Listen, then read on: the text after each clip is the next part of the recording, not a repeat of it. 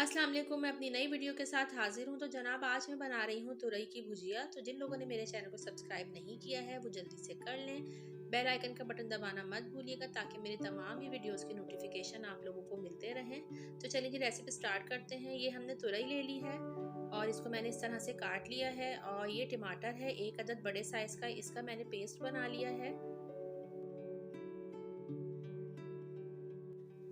Oil गरम हो चुका है। ऑयल में मैंने ज़ीरा डाल दिया है और अब मैं इसके साथ ही जिंजर गार्लिक पेस्ट ऐड करूंगी। ये देखिए जी, अदरक लहसुन का जो है पेस्ट है, ये 2 टेबल स्पून इसको हमने डाला है। अब हम इसको अच्छी तरह से मिक्स कर लेंगे ताकि अच्छी सी स्मेल आ जाए। और अब हमने इसके अंदर तुरई डाल दी है।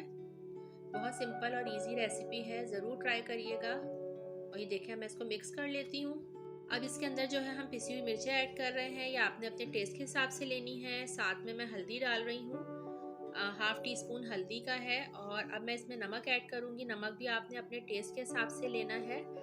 तो मैं जो है मिर्चें कम खाती हूँ, तो इसलिए मैं कम मिर्चें डाल रही हूँ। आप अपने हिसाब से ले लीजिएगा। ये 1 अदद जो टमाटर का पेस्ट मैंने बनाया था, एक टमाटर का, ये एक बड़े साइज़ का टमाटर था, तो ये इसके अंदर ऐड कर दिया। इसको मिक्स करने के बाद अब मैं इसको 5 मिनट के लिए कवर करके हल्की आंच पे रख दूँगी।